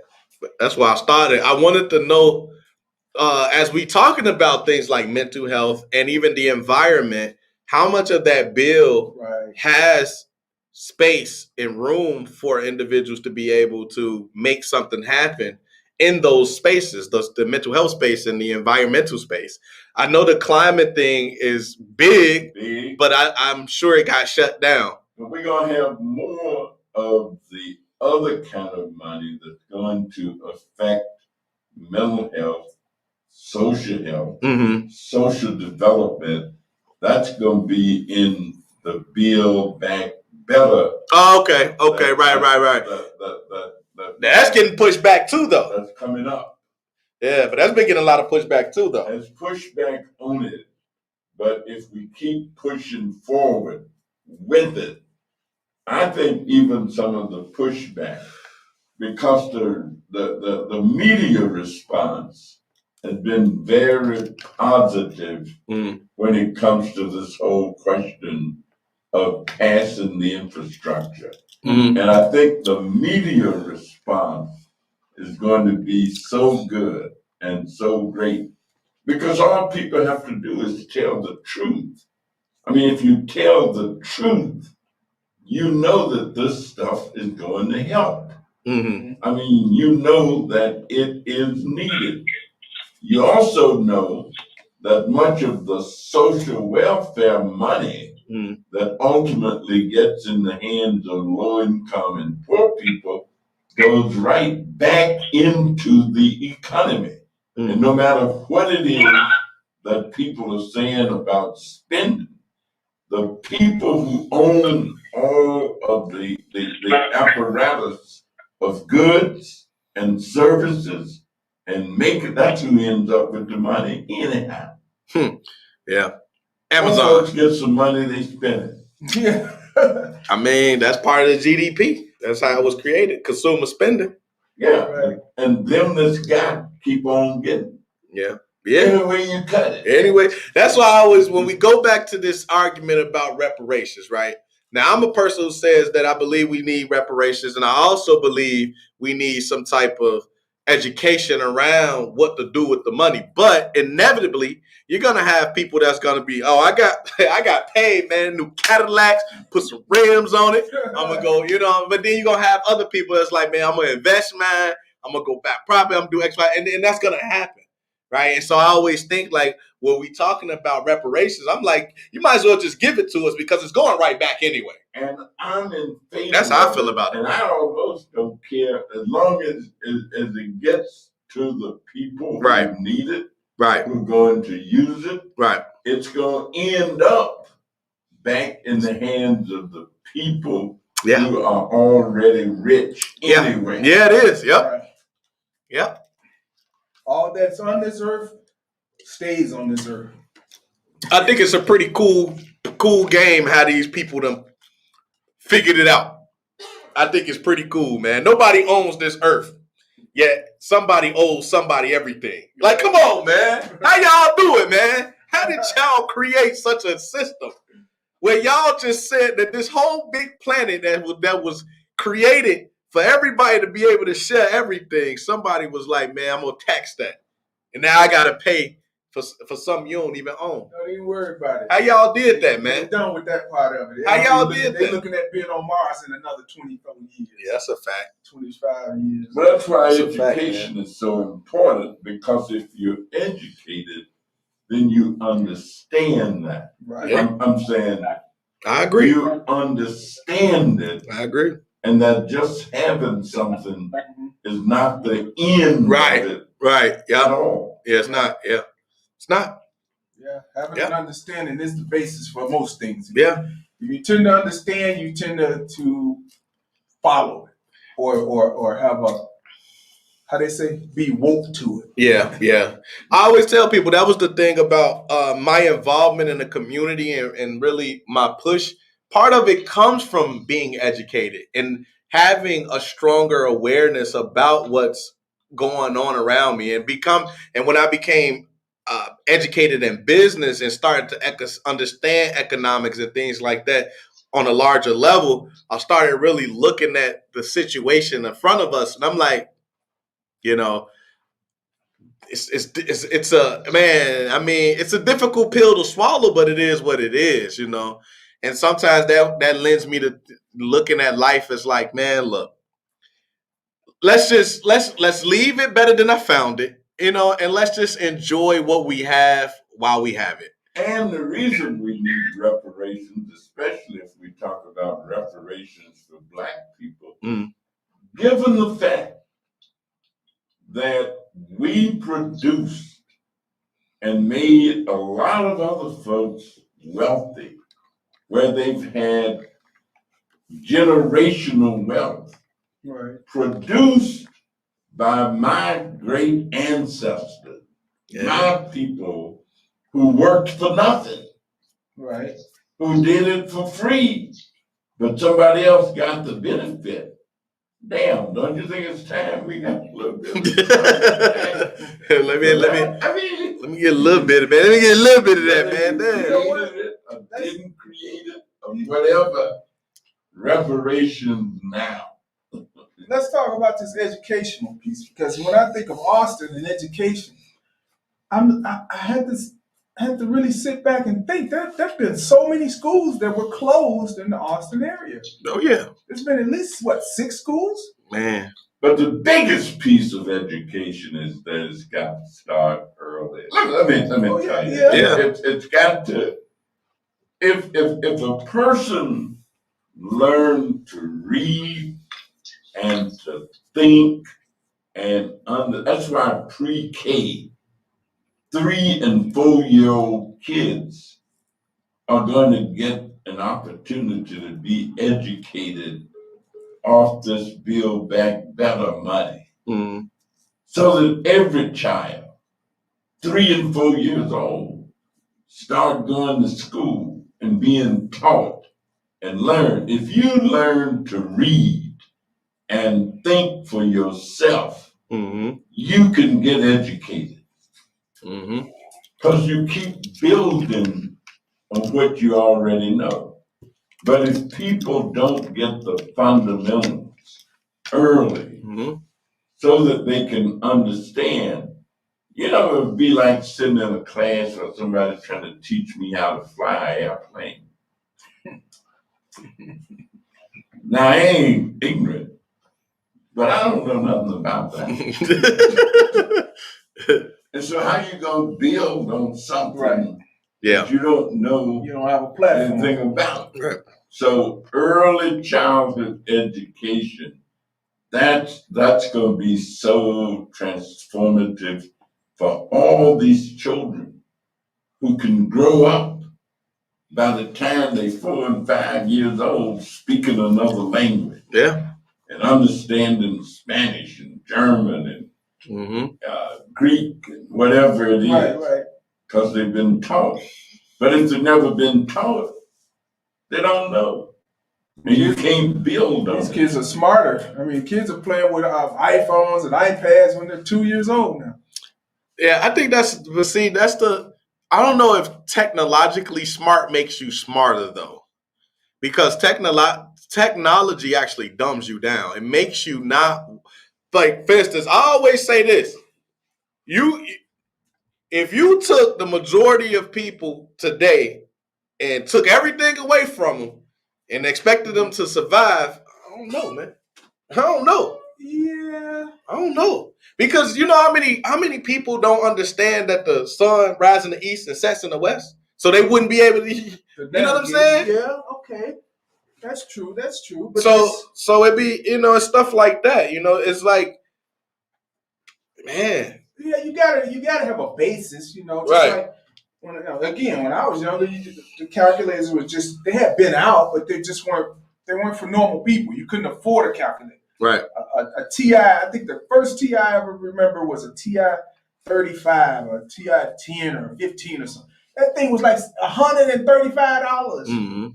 It was more than a TV was back then. A little small 14-inch TV or whatever, 9-inch TV, I don't know. But you still had to learn how to do your math longhand. And then when calculators became more prevalent, they still teach you longhand. But you still, calculators are now. And you got to keep learning. I'm saying you can't stop. Yep. Just because you've gotten to a certain level, you got to keep going. Yep. You got to keep going. You got to keep whatever it is. Absolutely. That's where evolution come in. That's why people get stagnant, man. They don't want to go with for sure. I mean, especially when now there's they say the race to space. Well, there ain't no race no more. It's more like a trolley tour. It's a tour to space. Nobody's racing to space. Everybody can go to space now. It's no big deal. Now it's a race to get to other planets, a race to build space stations. Them people ain't finna get to no other planets. Oh yeah, what? They already at Mars. They're already at Mars. If you had said 40, 50 years ago that we would be in Mars in 50 years. No, I'm saying like not the people in this generation, the next generation, yeah, but not the like I get it. Like with your Jeff Bezos and them, like they gonna be able to go to a Mars or something like that. But other planets that's far further, they're not gonna be able to. Not in this generation. It's gonna be the next one. But they already there, man. They on the moon. They on Mars. They colonizing and setting it up. Mars is what? They said it takes over 10 years or so to get to Mars, eh? It ain't nothing. You're getting there like overnight. Right. Once you get there, you staying there. That's what they got the robots for, man. They build the robots. They put them in the vessels. Send the vessels over there, and they start colonizing it. So then, when they ready to go and make that 10-year journey, they already good to go. That's what they doing, man. You really have to see the new robots that Tesla's making, because those robots are human. They look very human-like. Elon Musk making a Neuralink where they're gonna put a chip in your brain that's gonna help you with whatever ailments that you have. So if you are a person who has different learning deficiencies, so to speak, that neural is called Neuralink. That Neuralink is going to help you with that. If you have poor eyesight, it's going to help you with your eyesight, hearing. Wow. You know, you're going to connect directly to your brain. It's called Neuralink. So yeah, they got a lot of dope stuff going on with Tesla and Elon Musk. So what you got? Anybody out there? What's y'all take on anything? We got another 20 minutes left in the show. What's y'all take on? We talked a little bit about mental health. We talked a lot about mental health, but we kind of segued into some of the things that are more current, like the environment, the infrastructure bill. We talked about climate control a little bit. Foods that were healthier to the people and to a person's well-being, mentally and physically. Things we could do mentally and physically to better ourselves in the environment such as what we're living right now. But I want to think there's some brighter days coming, some greater things happening. Knowing that we can teach kids even younger and get kids more educated at a younger age, I think that's a great thing. There used to be a time where they say, "Hey, you got high school diploma, you doing something." Yeah, on the real. Once upon a time. That ain't been for a long time. And high school diploma, as you see, gets you a job working at Amazon, delivering packages where you're only making $16 an hour, and at the end of the day, you're making $8 because you're giving it all back to Amazon from using their car, using their gas, using their technology, and what have you. But anybody out there got anything that they want us to talk about regarding those topics? Yeah, I'd like to add something. Go for it. Seems to me that every one of those topics you talked about, the environment, from the environment, the food, the mental health, the robots, every single one of those is complex. And seems to me that we need a framework, because without a framework, we just have a chaotic amount of information about every one of those topics. And that framework is a simple framework, and that is that we organize to create Peacebrook on the west side. Mm-hmm. And a place where people come together and help each other. Because when the robots may not be, it may not be in the powerful interest to replace a part of you when they can have a robot replace you. And I think that we have an endless need for each other. Oh, definitely. Humans are definitely in need of each other. We're the basis. We're not the catch-all, be-all, but we are the basis. We're not the basis for other people. For the powerful interest, they have more of an interest in robots than us. Yeah, but they need people to make the robots, don't they? For now. No, for now. Maybe initially. Yeah, for now. Right. Eventually, the robots will be making themselves. They already talk about how the computers create their own codes and technologies. So yeah, you're definitely right. Man, I knew it was over when I learned about Watson, IBM Watson, and it challenged them people on Jeopardy. And the algorithm that they used was that such that each time it failed, it learned and it dug deeper into all the different databases, so much to the point where it was teaching itself, how to improve. Mm-hmm. It's already here, and that was 7 years ago now, 7 to 10 years ago. That I learned about it's over with. They already done. Yeah, but you're still gonna have humans. I mean, robots gonna. You can't get rid of humans. Right. They might start. Man, y'all ain't seen the movies then, They might start running us, but on the real, that's what I'm saying, man. The Matrix. Y'all ain't seen the Matrix. Had a solution called the final solution. What was that, dude? I said the fascists had a solution called the final solution. And that getting rid of people. And with the robots? No. Well, I'm lost. No, he said that they getting rid of people, but they were trying to replace people with people they thought were more superior. Okay. With something that's more, they just wouldn't be human. Okay, right. I see what you're saying. Okay. So that's what So the robot creators are trying to get rid of us. Well, that's not the main point I'm raising. You began with by talking about mental health and eating well because it really impacts everything. Right. Does absolutely and does. One of those topics is very complex. So we need to. Seems to me, for example, in my house, my wife, Felice, is the one who really knows a great deal about staying healthy, eating healthy. Mm-hmm. And so, I just follow what she says and what she does. And I think that's what we all need. It's just too complex. So we need to follow Felice, is what you're saying? Some people to take over getting the food, like Arnold is growing food. We should help him grow that food and make sure it is healthy and expand it. And if we have people helping Arnold with food, there's all the other things of building, taking care of kids,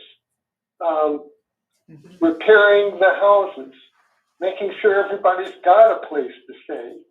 There's so much to be done, and we need to organize to do it.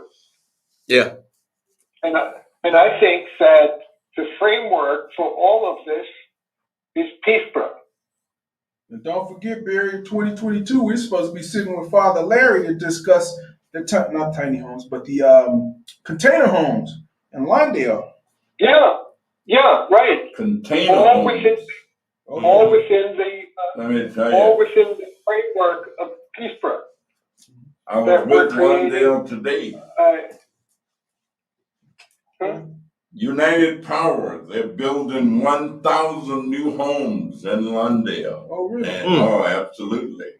And 1,000 on the south side. We had a great discussion. Who's United Power? United Power is a group of churches and other organizations who are grassroots organizers. Ascension Church in Oak Park is a member of it and is a part of it. And there are churches, they're really grassroots people organized entities that are doing and have done in the past even great work at helping to rebuild communities all over America. And of course, like Northwest Austin Council got organized and came out of that kind of organizing. Saul Alinsky, Bishop Frazier, Cesar Chavez, and people all over America have been doing that kind of organizing, that kind of work. And of course, Lawndale has lost a lot of housing. Oh, yeah. There used to be 125,000 people who lived in the area known as North Lawndale. Now they're less than 50,000. Wow. And so, is there a way that we connect the work that we're doing with the Churches United so that we're helping each other build community once the houses are built? It's not called Churches United. What's the name of it again? You said something. United Power. United Power. Okay. Oh, United Power. Is there a way that we could, the grassroots? Absolutely. All of these organizations, there are a lot of organized efforts taking place, quite frankly, all over America. And there are those that are in urban communities, there are those in rural communities, there are those in mixed communities, there are different groupings of individuals, because what people have learned is that, when it comes to organizing, there's a song even Christians sing that says, give me 10 men. Give me 10 stout-hearted men who are willing to fight for the things they adore, and I'll give you 10,000 more. And so organizing is really power building, and it's power building to do whatever it is that whoever does the organizing want to do. And so the idea that some people have that if you're organizing, you're some special. Well, you ain't doing nothing special. Not really. The guys who organize the country organize to break away from England. That's a fact, though. That's to throw the tea that's a in big the deal. bay. That's a big deal. So if you ain't the baseball league, Right. They organize. Then some folks say, well, hey, they won't let me in that league, so we're gonna organize another league. Yeah.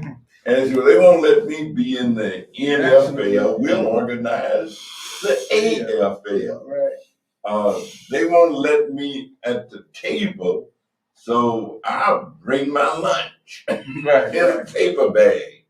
And so this business of people joining together to do things is a normal process.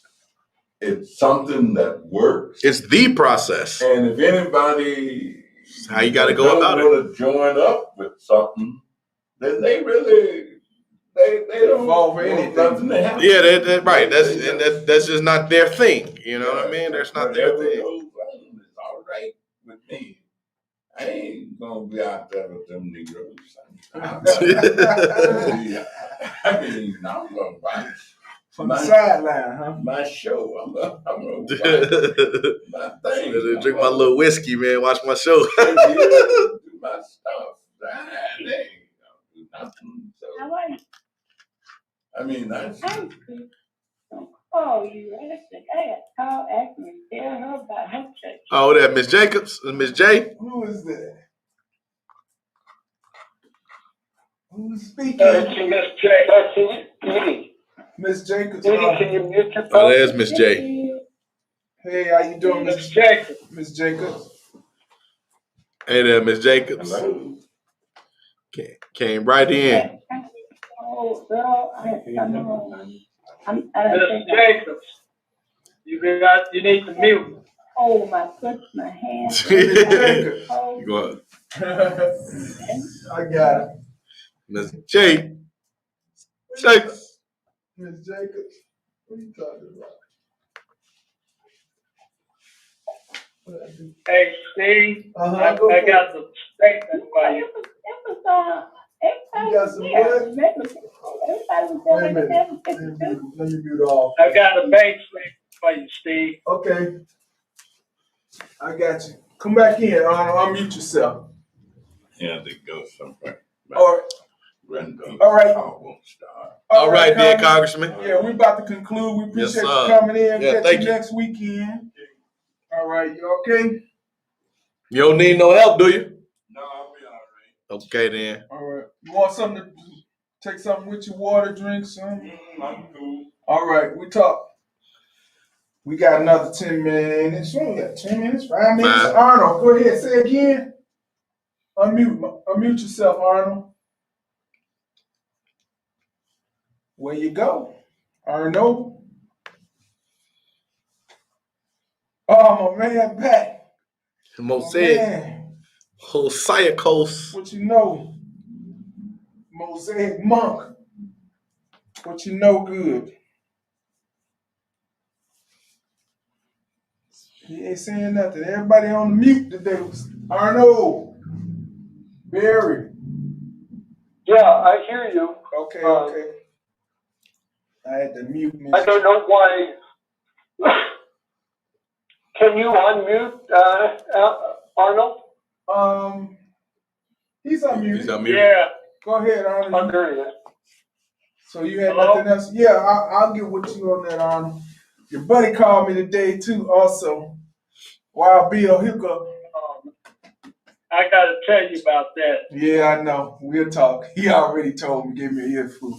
But anyway, we about to wind down in a minute. Congressman had to leave for an emergency. And just touching base. What's everybody's ideas on mental health? What's everybody's ideas on climate control? The state of the country as it is when it comes down to this. What is this? This infrastructure money that's Infrastructure bill, yeah. Being presented. 1.75 trillion. I think there's some great opportunities for everybody in community, in the city, in the county, in the state, in the country. You know, one of the things I wanted to ask the congressman is I was telling you about having that interview concerning mass incarceration. And like I said, the interviewer asked me my thoughts on Joe Biden helping the mass incarceration issue. And I was like, I don't know. And I was saying mostly I didn't know because I don't know if, going back to this idea of organizing, if that is something we've organized around. I don't know how much people care about the mass incarceration issue, right? The same way as we were talking about technical schools, right? And the question is, why don't we have them? The question should be, why aren't we organizing to get them? So it's just, so I don't know, man. I don't know what's going on. It's all interest-based, again. Everybody, Barry's right about one big thing. People are making people making things more complex. And the more complex that people are making them, we're moving away from the real big issues. We're moving away from the important issues. We're moving away from the issues that will drive us in the direction where we all gonna be good. Yeah. And mass incarceration, at the end of the day, we already know the people that's benefiting from that are the prison system's owners. Right. They're benefit. These little towns, these prison owners, they're getting, again, I just had this conversation on Welcome to Fatherhood, where there were probably 4 PhD level people on there, a myriad of master's level people on there. And there was an older lady, I forgot her name, Barry, but she said, I made the comment that, we still in slavery. And she said, I can't believe, what was her name? Camilla, yeah. And I said, we're still in slavery. She says, I can't believe this. All these intelligent young black people, younger than she was, I guess, are saying that they're still in slavery. I said, but I said, you got to realize, even during slavery, the freed blacks still weren't afforded the privileges that they were supposed to have as everybody else was supposed to have. They just had a piece of paper said, I could travel from here to here, right, and I'm a free black man, so don't take me nowhere else. Right. That's all it really was. And we living within a slavery of the mind today. Yep. And I told DeAndre, I said, I don't know what's worse. The slave that lived in bondage that was said, man, this is all right. Dude, we got what we got, we outside of that, it might be worse. Or the slave that said, this ain't right, because freedom gotta be better than this. Mm-hmm. The one that aspired to say, something's gotta be better than this. opposed to the one that said, yeah, you know, this is how it is, and this is what I'm gonna deal with, and can't do no better. You know, it's the freedom, the slavery of the mind. That's how all slavery starts. You capture the mind first, and we got to get outside of that. We got to get away from that. There's just been too much. I mean, it's been 150, 56, 57 years since the Emancipation Proclamation, and guess what? We still live in a mental bondage, whether it was Jim Crow, whether it was chattel slavery, whether it was, you know, I had this discussion with DeAndre. I said, why did they come up with the Civil Rights Bill? Why didn't they just call it a Human Rights Bill, where you can just be across the Because board? black people are always trying to be civil with people that's going upside their head. Oh man, That's what it is. but We too nice of a people, man. Anywho, anyhow, anyway, we at the top of the hour. Yeah. You know how we like to do wrapping it up. We just like to go around, man. Everybody leave us with a final thought or comment or something. And, you know, we're going to wrap this thing on up. So, Barry, we'll start with you. Okay, well, I wrap up by saying Peacebrook. Peacebrook. Peacebrook is the framework that can give us order out of instead of the chaos that we are faced with. You need to see what that looks like. We need Gotcha. to see that Peacebrook here. We need to see the logo. We need to see the imagery. We need to promote. We gotta have a show dedicated only to Peacebrook so that we could figure out, get everybody, understanding this Peacebrook thing and get them all in tune with it. And you know what? Yeah, that sounds great. I think the first part of Peacebrook is reaching the second level of people that we reached in the Ken area, because those individuals are totally out of the loop. And diligently we work reaching out to the leaders. But you know what? We're missing some, because if the leaders are not reaching the followers, then there's another leader within that following group. And those are the ones we have to start, they're not getting the message. We got to reach out to them. Anybody else? We got Arnold. You got any closing remarks? Okay. Well, I just want to make a few announcements. We have the Veterans Peace Garden on Madison Street. The public's invited, and Veterans Day is coming up. So look forward to an announcement, or, on that day, just generally stop by. I don't have all the details. They're currently kind of being finalized now. But look forward to stopping by on Veterans Day. The Farm to Table food program. We know it's cold now, so we shut down that program. Looking to do a little landscaping there, and looking forward to the next growing season there. And that's located on Monroe, 5421 West Monroe, Farm to Table Garden. Also, we have a political action committee known as the Coalition. We're always recruiting individuals that like to join in with us. We meet every last Sunday of the month, 4 to 6 in person as well as virtually. And everyone's invited to join in. So that's about it.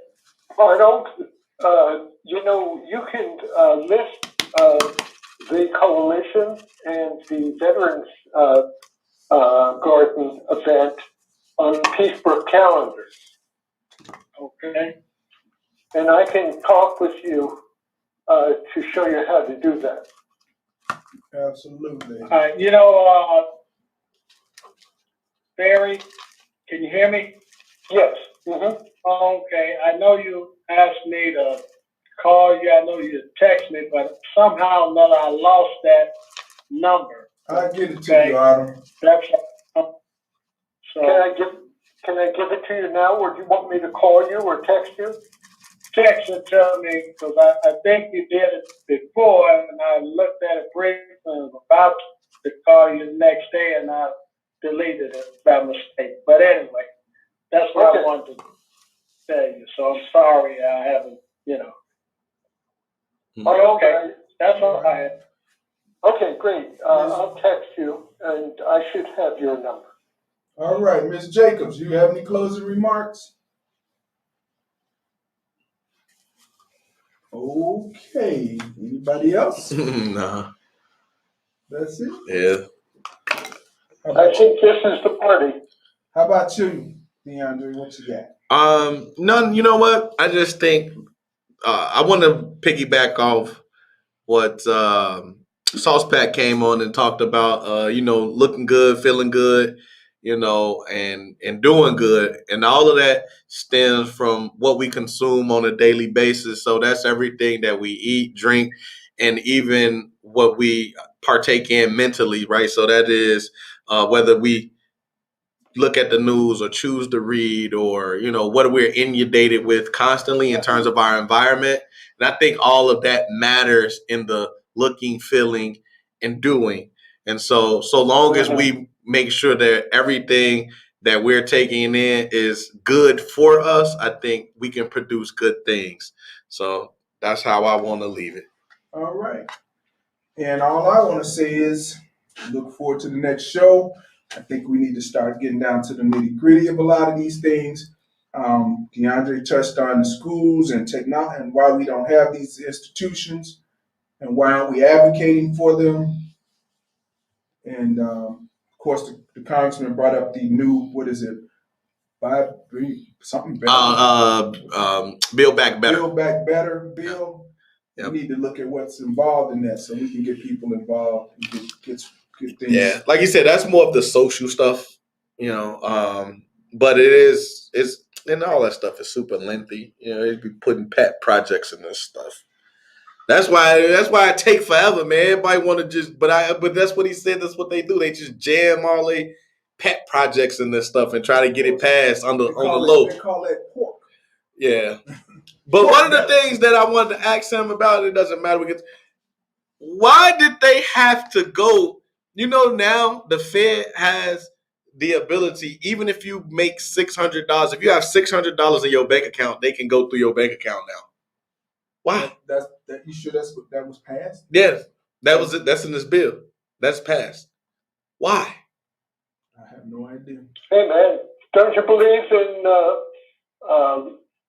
buying influence?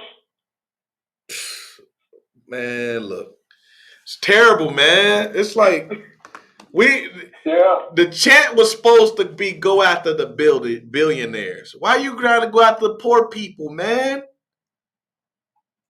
It'll always be the same, though. Everybody always say, "Oh, let's tax the rich. Let's do this, that, and the third thing. Let's go find where the money is at from the people that's not giving their fair share." But you always figure out a way to impede on the poor people. But anyway, man. I mean, it's politics. Yes, it is. Yes, it is. No, that's bad politics. I mean, that's a part of that bill, though. That's what's getting passed. Look it up. That's what's getting passed in that bill. That's what we got.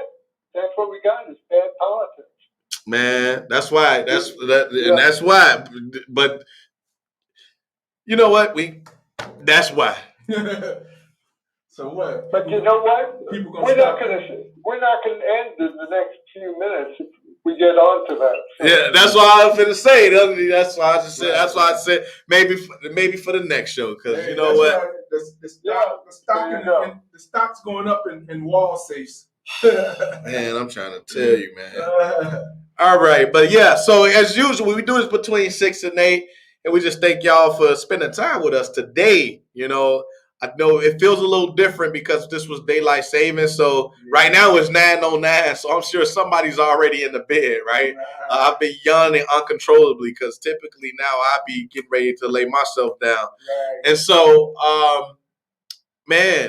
you can always catch us Sunday 6 to 8. We have various ways to interact with us, whether that's Facebook, Facebook, YouTube, or Zoom. And, again, just thank you for spending time for us and allowing us to welcome you to Northwest Austin Council.